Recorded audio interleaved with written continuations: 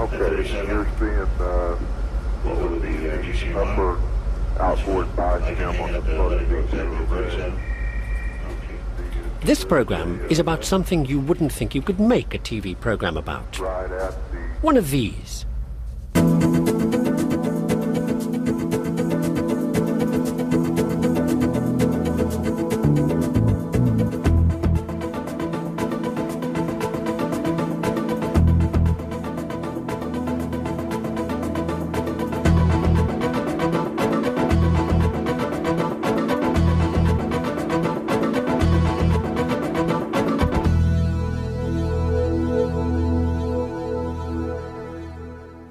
An invisible object. Funny how we use the word light to mean not heavy, isn't it? I mean, this flashlight is light. These programs are light. Even though this kind of light, according to Einstein, is heavier than you might think. So if light does have weight, as Einstein said, then it ought to be affected by gravity. And if that were true, black holes should be possible. ready to go with this GCMR. Black holes, dead stars so big their gravity pulls in light, stops it from bouncing off them. I mean, that's why you can see me now, light bouncing off me. If it didn't bounce off, you couldn't see me. That's why you can't see black holes. But you can see their effect. This gas jet is streaming out from one. This cloud of gas is spinning around at such colossal speed, you know it's being driven by a black hole at its center. But the weirdest thing about space is that a lot of what you're looking at isn't really there. The light from the most distant stars has taken such a colossal time to get here, the real stars are long dead. It's as if the telescope that produced these pictures were a kind of time machine, showing you a view of the universe as it once was, billions and billions of years ago.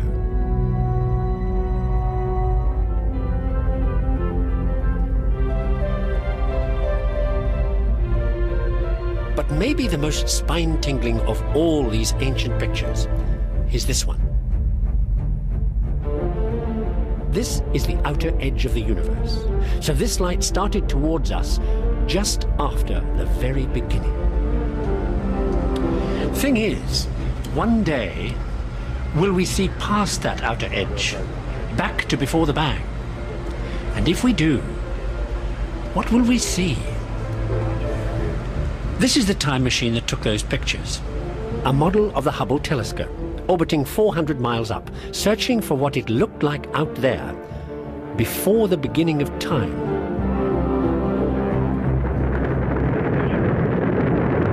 Lift off. Here's Hubble launching aboard the Space Shuttle Discovery in 1990. And then in 1993,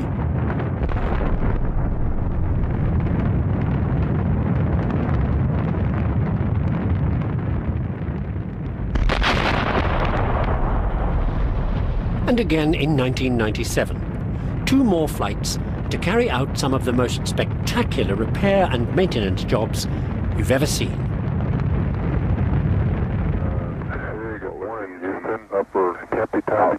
Here's $1.5 billion worth of telescope floating in space, which is why getting close to Hubble like this with your 78-ton space shuttle is something nobody wants to do in a hurry. So when your docking arm reaches out towards the docking target on Hubble, you're bringing your shuttle in there with all the delicate precision of a mother reaching out for her baby. And then, orbiting Earth at 17,000 miles an hour, the scene that still excites people to the core.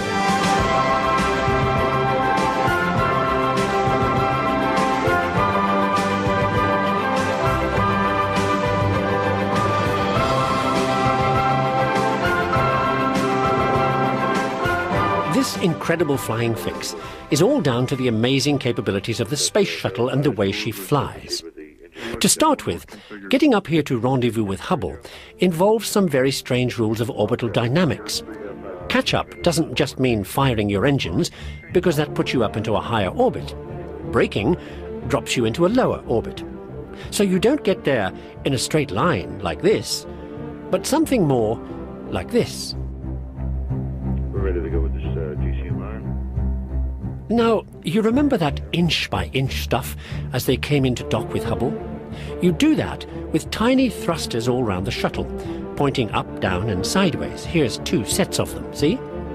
There are 44 of them in all, shooting minute puffs of a fuel called hydrazine that gives you more bang for your buck than anything around. But shuttle pilots aren't the only people who use hydrazine. You have too, in medication, plastics, photography, rubber, all kinds of stuff. And one rather special use.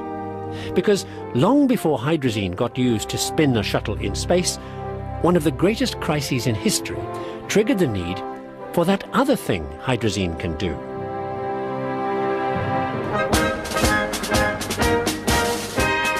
Here we are, in the beautiful Medoc wine country, near Bordeaux in the southwest of France. This is a tough assignment.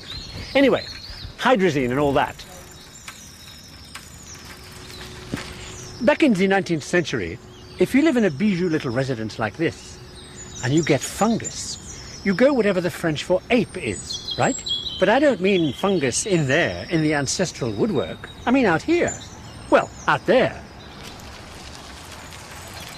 See, this is hydrazine country, because that's the other thing hydrazine does. Knocks off the fungus growths that can spoil your agribusiness day. Which is what happens here, over 100 years ago, when something comes along to spoil their agribusiness day. Something that looks like, how shall I put it, the end of civilization as we know it. I mean, of course, a fungus on the vines, so maybe no more French wine. The cause of this potential apocalypse is affectionately known as downy mildew. Now, there's one thing guaranteed to galvanize the French into action, the threat of a national wine shortage. So in 1882, in the Bordeaux vineyards, here comes a professor of botany from the local university, worrying about the end of civilization as we know it. And then he notices something strange that gets the little grey cells doing overtime. There is mildew and rotting vines everywhere, except, zut alors, he discovers some vines which appear to be painted blue and which appear not to have the mildew.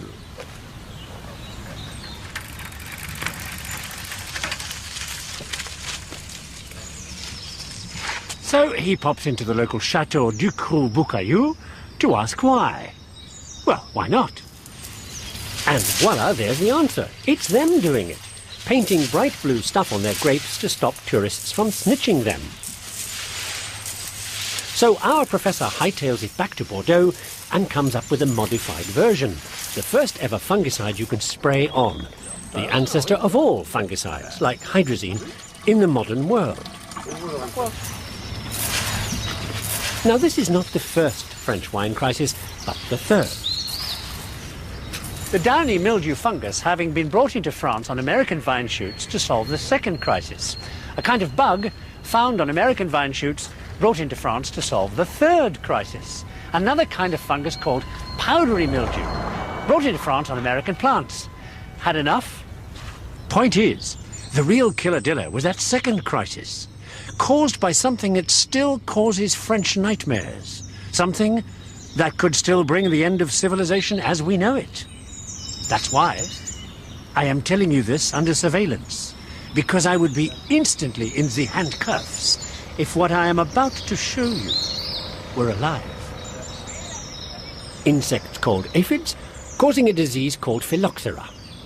And the last time this got loose in the vineyards, it was jump out of the window time, mes amis.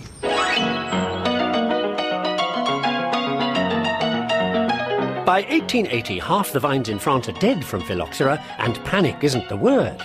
They try urine, tobacco juice, buried toads, magnetism, electricity, nothing works. Until, as I said, imported American vines do the trick and stop all that mayhem. Turns out it's all because of technology.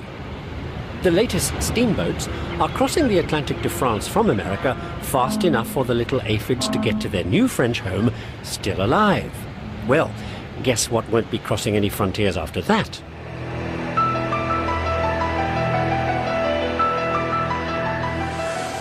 The phylloxera epidemic is why, when you fly into certain very clean places, like Switzerland these days, if you happen to be arriving from somewhere that the squeaky clean Swiss authorities regard as not squeaky clean, that's lots of places, more is going to happen to your plane than an oil change and a top-up. As everybody knows, hygiene is practically a religion in Switzerland, so the phrase you're likely to hear next is, "Let us spray."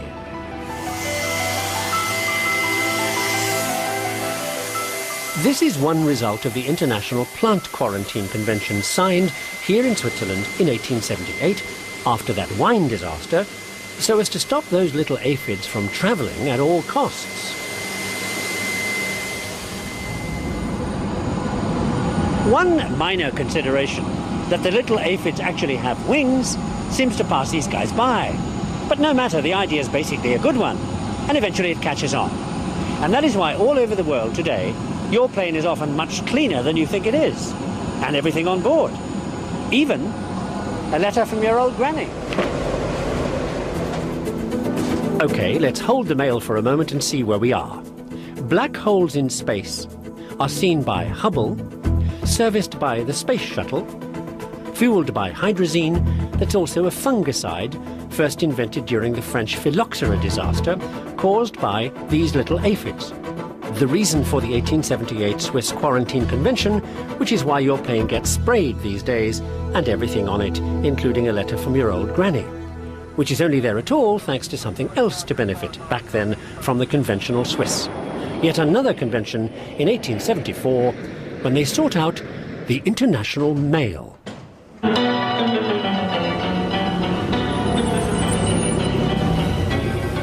19th century mail is like 20th century airline baggage, destination uncertain.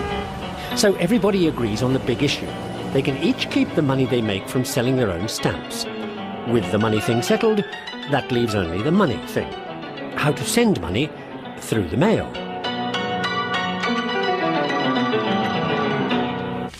Well, in 1874, they standardized that, and 4 years later, an American organization comes up with the first ever crime-proof money order form that isn't a rip-off, because it's a rip-off. Look, here are the amounts you might want to send, all the way from big sums like $10 down in 5-cent bits to $1.05. Say you wanted to send $2.25. All you do is tear down to the amount you have expressly bought, throw the rest away, and that's it. Expressly crook-proof, because it stymies any criminal at the other end who might have the express intent of getting more than you had expressly sent. Good idea, no? And because right from the start you can expressly pick one of these up almost anywhere, it's a raving success for the American organization that expressly thinks it up. American Express.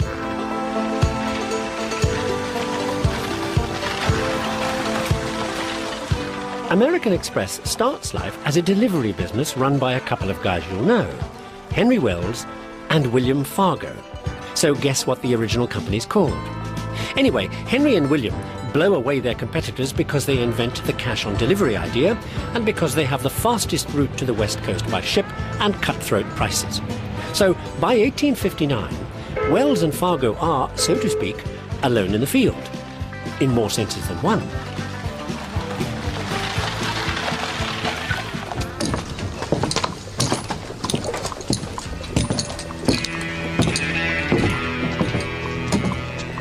And you can't get much more alone than America in 1859. Anywhere between St. Louis, Missouri here and Sacramento, California here. Emptier than which there ain't. The reason you might be here in the emptiness is because of the Colorado gold strikes, and because the people here and the guys in the California gold fields want to hear from back east more than once every few months. So the overland route starts to look more attractive to Messrs. Wells and Fargo, and this is what they do about that. They go looking for young, skinny, wiry fellas, willing to risk death daily, orphans preferred.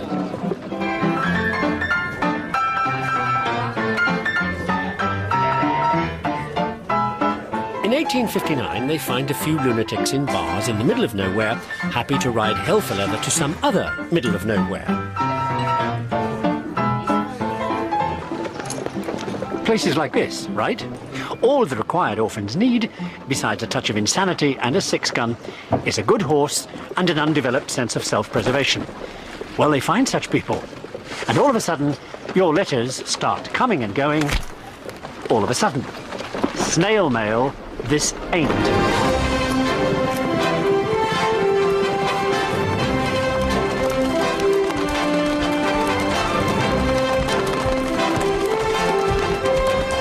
The Pony Express only lasts for 16 months, but it becomes a legend. 20 riders cover the 2,000 miles to Sacramento and back at full gallop, risking death every step of the way. The company mission statement: the mail must go through.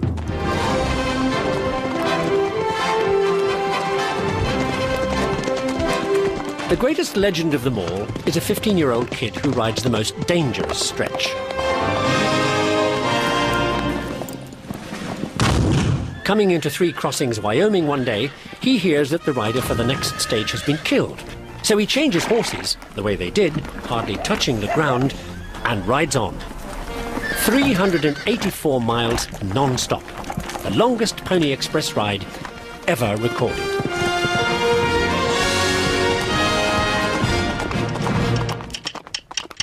And then the telegraph comes along and spoils all the fun. And that's it for the Pony Express. So that 15-year-old moves on to scout for the army and then to shoot meat for the Kansas Railroad people. And because he's so good at it, 5,000 animals in just over a year, if you're into that kind of thing, he gets the name you know him by. Buffalo Bill.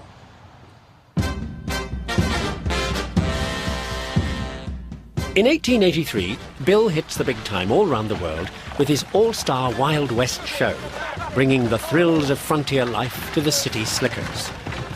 He features hundreds of Indians playing hundreds of Indians, buffalo hunts, cavalry attacks on Indian villages, bucking broncos, even a full-scale rerun of Custer's Last Stand, and the greatest sharpshooter of them all, Annie Oakley. These amazing spectaculars give a whole new meaning to the idea of Vaudeville. Mind you, nobody knows the real meaning of Vaudeville anyway. Not surprising, since it comes from France, 15th century France. This river valley. It's called the Vire Valley. In French, that's Vaud Valley, de Vire, of the river Vire. Vaudeville. Okay, you mispronounce those words, Vaudeville, and you get Vaudeville. The kind of entertainment that starts here in the 15th century.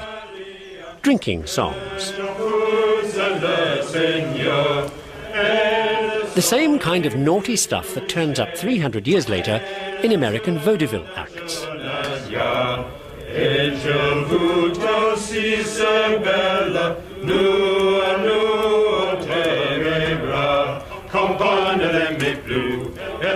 The most famous writer of these numbers is a guy called Olivier Basselin, who tops the charts because he writes about the same thing every time. Wine, women and song, and people having a good time. Unlike Basselin himself, who has a really bad time, when he comes to a sticky end just down the road from Vire, in this area, at a place called Formigny in 1450, where he gets mixed up with and killed in a battle, where the French beat the English because, surprise, surprise, the French have cannon and the English have bows and arrows. Here's how it all goes.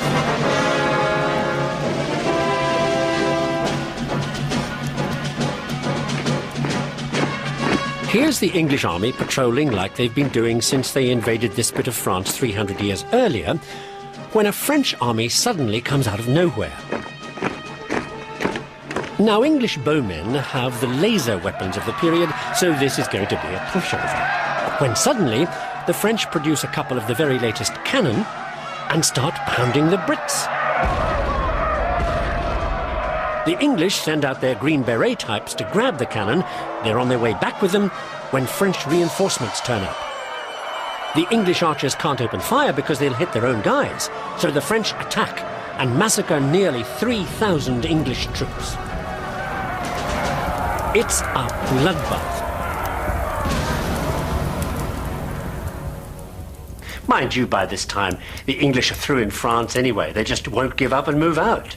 But like it or not, Formigny turns out to be one step from final defeat. And then it's adieu English. Okay, where are we? The Swiss Postal Convention helps to kick off American Express, who in their early years as Wells Fargo start the Pony Express, starring a 15-year-old who becomes known as Buffalo Bill, whose showbiz life starts in Vaudeville, but really begins back in medieval France with drinking songs written by that guy who gets killed in a battle between the French and the English. Okay? Now, the French finally chuck the English out of France because they're led to victory by a crazy woman. Nobody's ever successfully diagnosed her condition, but one thing's certain, she was hearing things.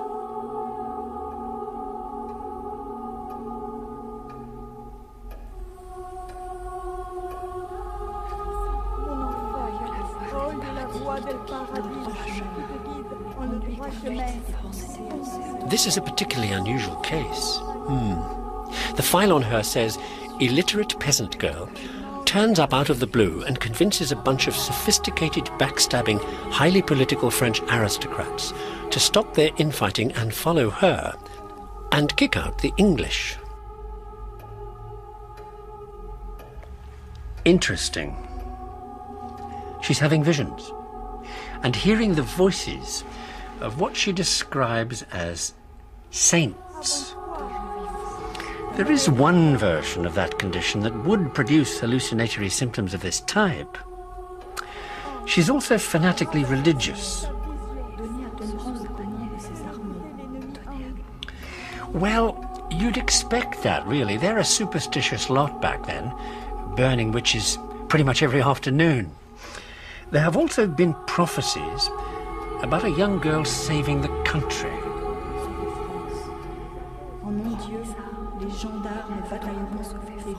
She's also apparently a virgin. Well, that's pretty mystical back then, for a start. Background, political situation.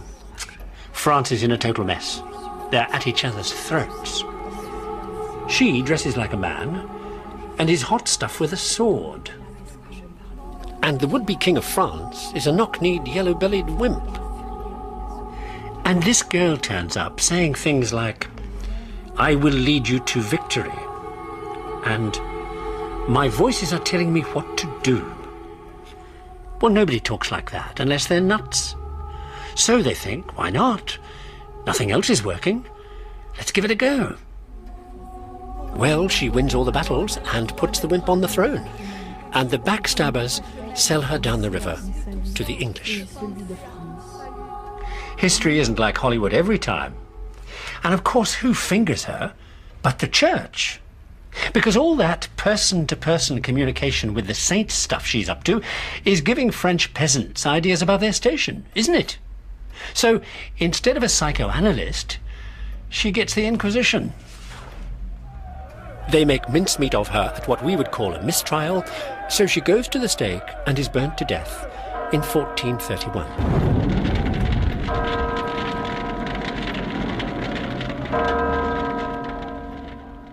And that's it for Joan of Arc. Of course, true to the loony psychology of the time, as a servant of the devil, she's better off dead, right? For the Inquisition, it's just another case closed, questions answered.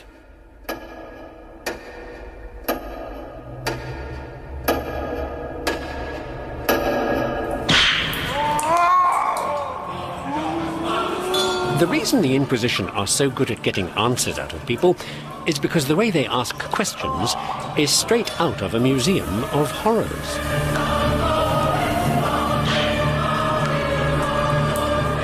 Top of the league in this kind of friendly persuasion are the Spanish.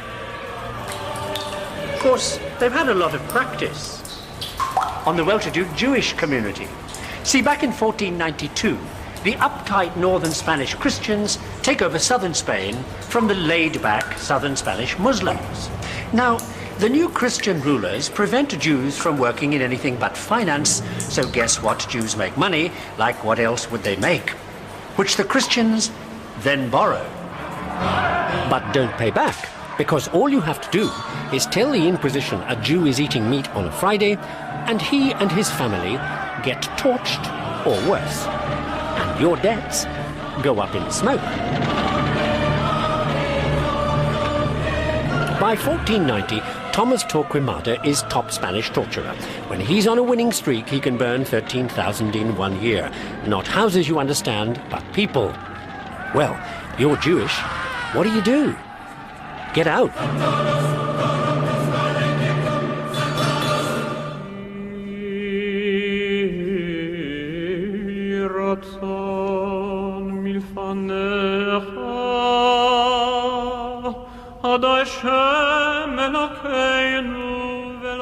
A lot of the Jews head up into Northern Europe, but the vast majority of them come here, where they know they'll be treated like human beings, even like talented and valuable human beings. Because although in here this place is Jewish, out there this place is Islamic and tolerant and in deep trouble.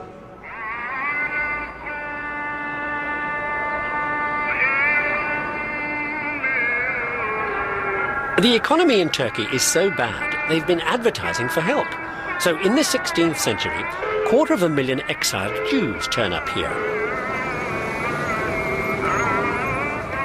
One of these guys is a fellow called Joseph Nazi, born in Portugal, chucked out, spent some time in Holland in the family bank. 1554, he comes here to Istanbul, meets up with his Aunt Grace, who is a financial hotshot, and already well in with the Turkish Sultan, Suleiman the Magnificent. And more important, with his influential favourite wife, Roxelane.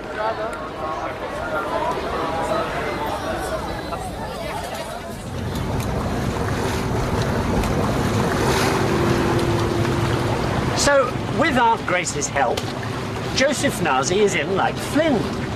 See, Suleiman is running the biggest empire since Rome on 3 continents.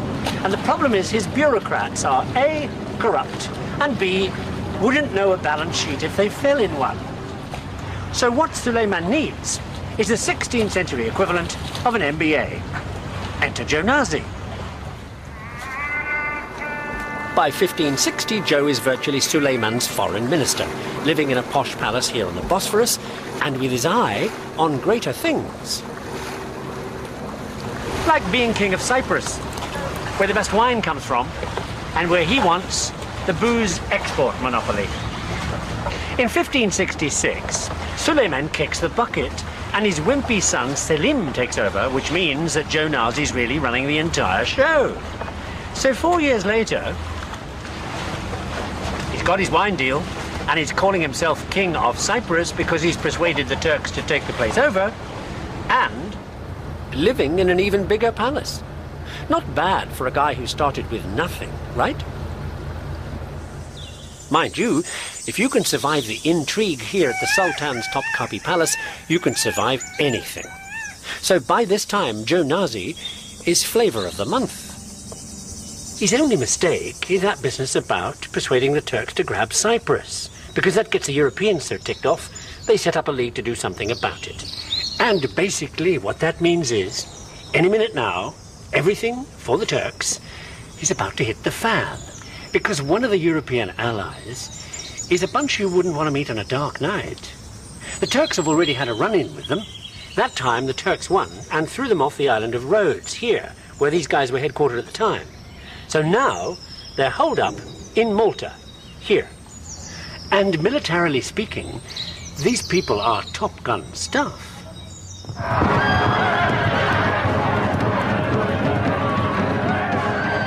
Meet the Knights of Malta and their new home, the island of Malta. By 1565, these guys have made so much trouble for the Turks that they decide enough is enough and send in a humongous military force to wipe them out. And fail because the knights have nothing to lose and nowhere to go, and besides, they're sitting inside the last word in defence technology. See these walls? So eventually the Turks give up and go home, leaving the knights to enjoy their posh new grid-patterned city and look after their wounded in the 16th century equivalent of a high-tech emergency clinic. This Knights of Malta hospital is way out on the cutting edge. I mean, they have separate wards for separate diseases and one patient per bed. They even use anaesthesia. Useful stuff to know if you spend the other half of your time slicing people up. Ironic that, because the Knights get their medical know-how from somebody else who makes a specialty of slicing people up.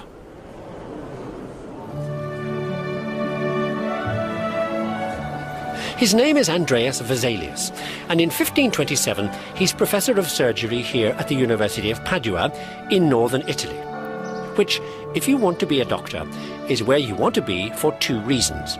One, Vesalius is the best anatomy whiz there is, and two, the university is about to build the amazing Padua Anatomy Theatre.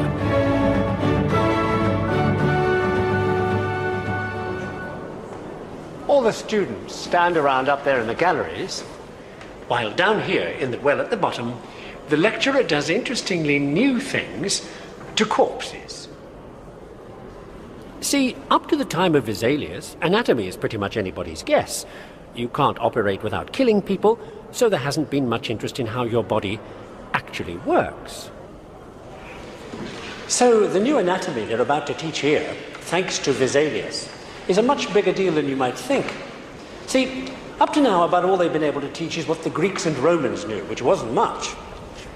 That's why 16th century doctors are still into cures like boiled puppy, lily oil, and minced earthworms. So the recovery rate is not too high. So in 1543, when Vesalius comes out with what is effectively a multimedia show and tell all about the insides of sliced humans, well, it's the biggest thing to hit medicine since sliced bread. Vesalius deals with every little bit. Brain, blood vessels, muscle, bone. He's read everything he can get his hands on, and then found out for himself, thanks to a helpful judge here in town, who executes criminals just in time for Vesalius' lectures on how to dissect.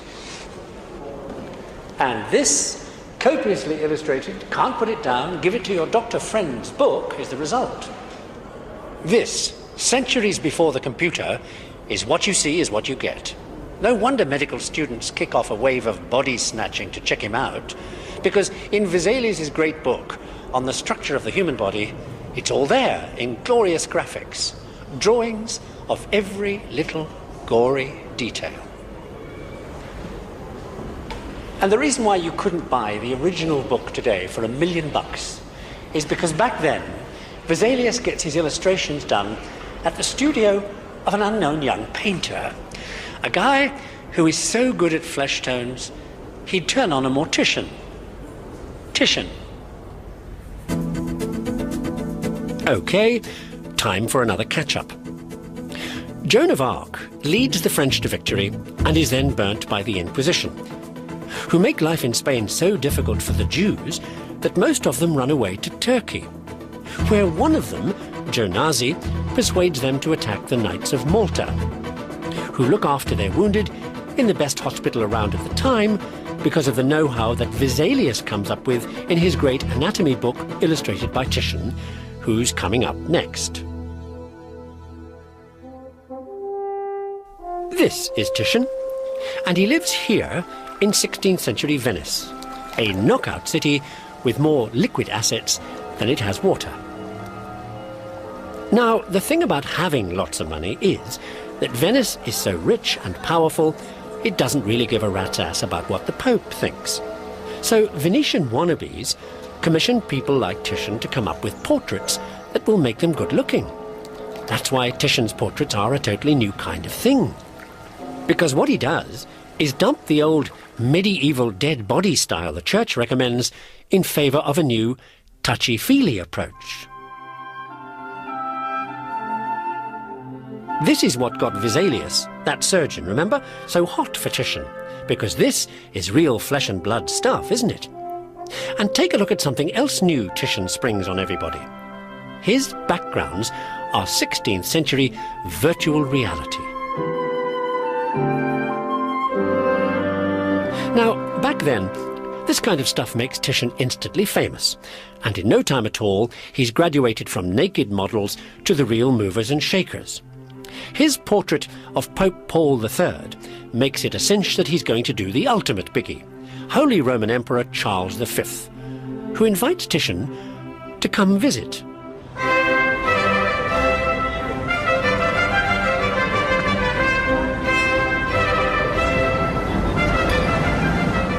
1548, and we're in Augsburg, Germany. And so's Charles V, who's here for a shindig with fellow Catholic royals after they've beaten a bunch of Protestant royals at a battle. Now, as they say in the tourist brochures, Augsburg is in the mineral-rich mountains of southern Germany. So they've got all the metal they need for people like Charles V to go to war with, including, strangely enough, metal to make armour with. I say strangely enough because what would you be doing on a battlefield wearing armour when by this time the name of the game is shooting people with guns? Answer, you don't wear armour. Well, not to fight anyway. To watch. Top people, like the Emperor Charles V, get to wear posh, tailor-made metal suits called parade armour while enjoying the show, bloody massacre, from the crest of some nearby hill. So Titian, the painter, remember him, does Charles's portrait after the battle kind of come as you are, like this. And as you can see from Charles V here, you'd never make it to battle in parade armour. I mean, they screw you into it. Which is another reason why we're here, because it is another little-known tourist fact about Augsburg that it is the home of the metal screw, in places like this. They're tiny jewellery screws, originally, because the other thing that Augsburg is full of, besides iron, is precious metal. So the other thing you come to Augsburg for, besides a portrait, is jewellery. Or both.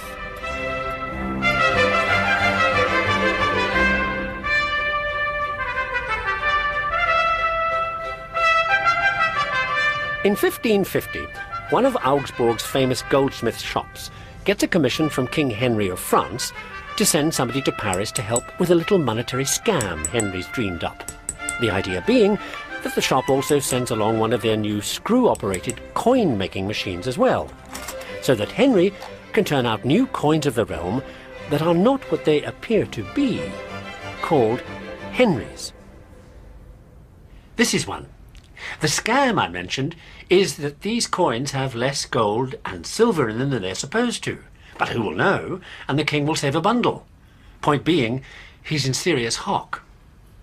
Well, it works. Nobody notices the new Henrys are only half Henrys. So the real Henry makes enough from this sneaky little devaluation to keep his new queen in the gastronomic style to which he is rapidly making France accustomed. Because the lady in question, Catherine de' Medici, is the person who kind of invents the reason every woman needs jewellery.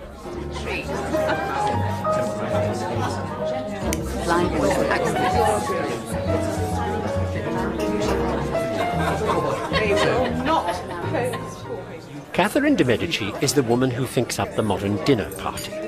When she marries King Henry in 1533, she turns France into the food capital of the world it is today, with rave new ideas like forks, table settings, good wine, pasta, and fancy sauces. Then, when dinner is over, another amazing new indulgence, of which Catherine is also probably the first user: tobacco. Because Catherine has always suffered from migraines, and in one form, tobacco is supposed to be good for migraines. Snuff. Anyway, in no time at all, smoking tobacco is the cure for everything. Toothache, flatulence, sores, pregnancy pains, itching, halitosis, tetanus, and believe it or not, a bad cough. Tobacco, you feel, is the Now, the great news for the governments of Europe is that the new commodity is apparently addictive. You just know what's going to happen next. Colonies, where you can grow the stuff, ship it back as a state monopoly, and watch the money roll in. By the 17th century, the English have found just the place to grow their new drug. America. And in particular, Maryland, America.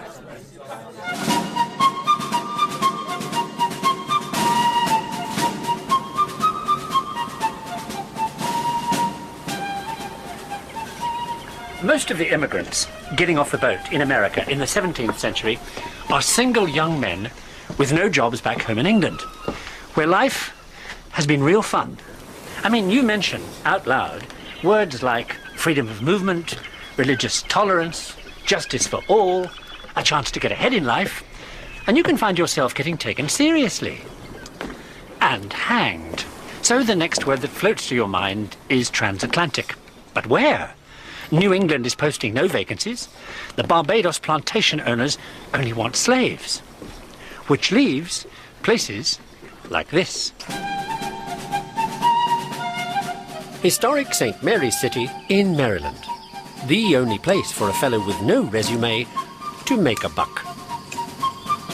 All you need is a case of severe desperation. And a hoe to clear the weeds, a few seeds, a lot of luck, and 18-hour days.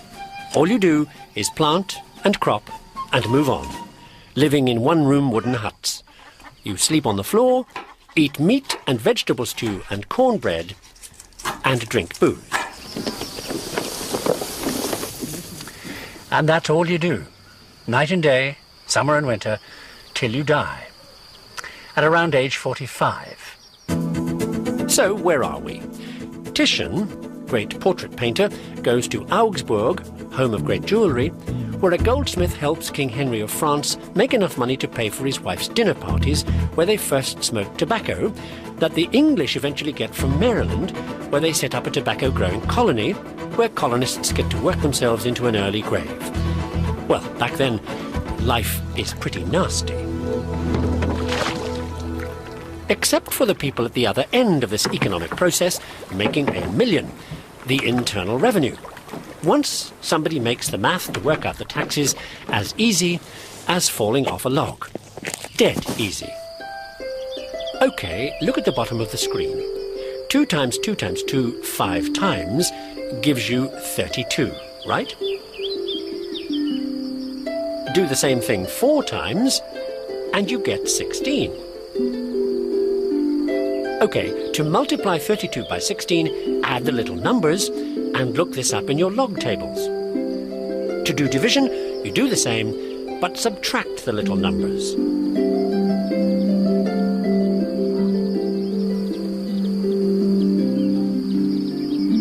In 1618, this is automated by the amazing new slide rule, invented by William Oughtred. Find your numbers by swiveling the pointers like this, and bottom right is the result.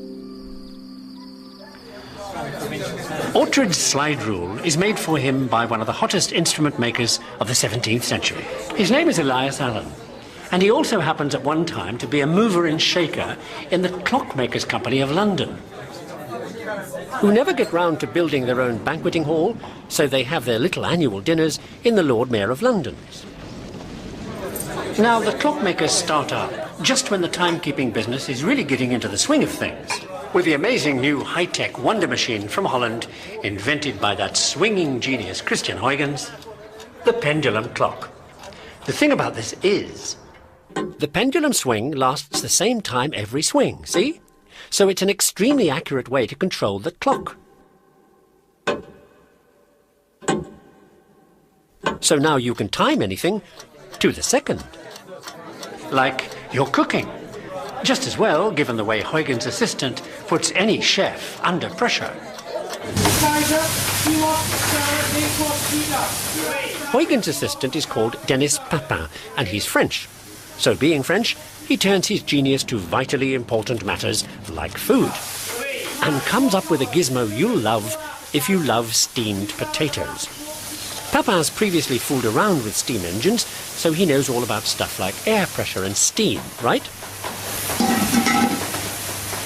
Let's have the vegetables. OK, here's the deal. You're going to boil the water and you're going to boil the food. But you're going to do it with the lid screwed down tight under pressure with a pressure escape valve. Food cooks twice as fast. Things called a pressure cooker makes boring food. And 200 years later solves another French crisis about drink. In this case, beer.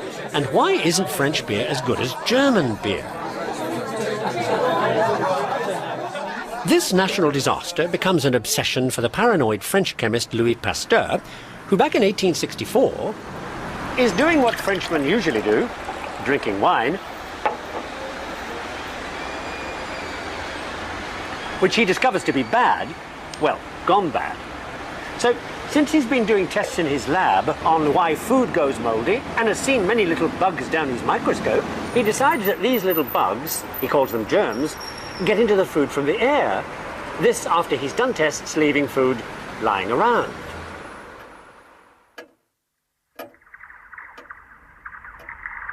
Pasteur takes his bugs and submits them to every known torture, boiling up, chilling down, sealing in jars, you name it. One approach to killing the little bug seems to work best of all, heat. So he tries the same trick with the wine. He cooks it at 55 degrees centigrade. You can hear the wine buffs all over France harumphing. Boiled wine? Mon Dieu!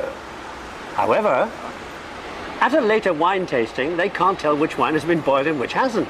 So that's okay. And it solves the problem. No more bad wine. In 1870, France has a war with Germany and loses. And Pasteur's idea of revenge is to make French beer better than German beer. As part of the process, he's looking at why beer goes bad in summer, and guess what? Discovers those little bugs again. So he tries the same boiling trick and does to beer what he previously did to wine. Why didn't he think of it first time round? Don't ask me. Anyway, we call what he did pasteurizing, and today we do it to milk products. And in hospitals to surgical instruments, in machines not a million miles away from that thing Papin invented. Remember the pressure cooker? In medical circles known as an autoclave. Now, Pasteur's work doesn't alter the fact that in summer, dairy products, and pretty much anything, go bad in the heat. So, can science fix summer?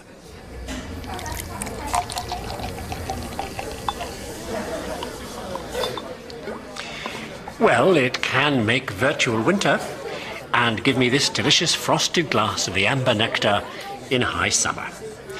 Makes the job bearable. And my beer is cold thanks to beer. Because back in Germany, the brewers ask an engineer called Karl von Linde if he can come up with something to keep their vat cold during fermentation. And he invents one of those, a refrigerator. See, if you compress air or ammonia gas or ether, they get hot. Release the pressure and they get colder than before, so they'll chill down any liquid. So there's your coolant, in tubes running through the back of the fridge. Or an air conditioner, which is why this bar is nice and chilly.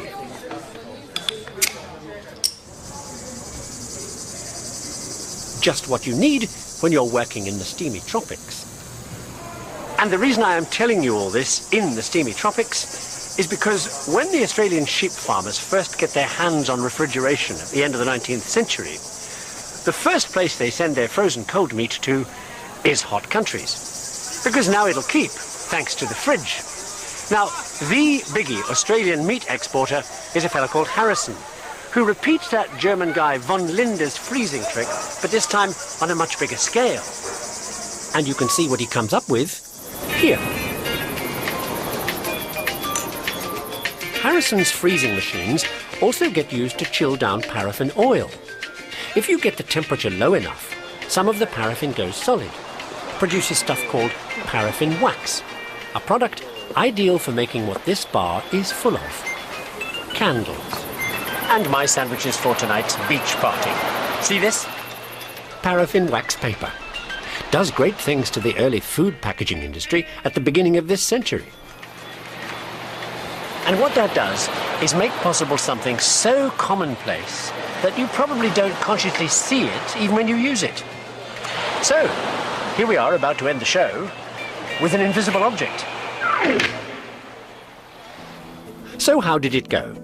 Black holes in space, hydrazine fuel, fungicides on French vines, quarantine conventions and money orders, American Express and Buffalo Bill, Vaudeville and French battles, Joan of Arc and the Inquisition, Jews welcomed by Turks who lose to Maltese knights, with surgeons trained on pictures by Titian, who's in Augsburg, where goldsmiths make French money to pay for tobacco that triggers logarithms, and slide rules made by clockmakers, who also make pressure cookers that sterilize French beer kept cool by refrigerators that get used to freeze meat and chill down paraffin to produce paraffin wax for invisible objects. Well, did you notice this? Wax paper cups? I mean, when was the last time you really took a close look at one of these? And yet they're everywhere. Even here, in a tropical paradise. You know, sometimes this job is no picnic.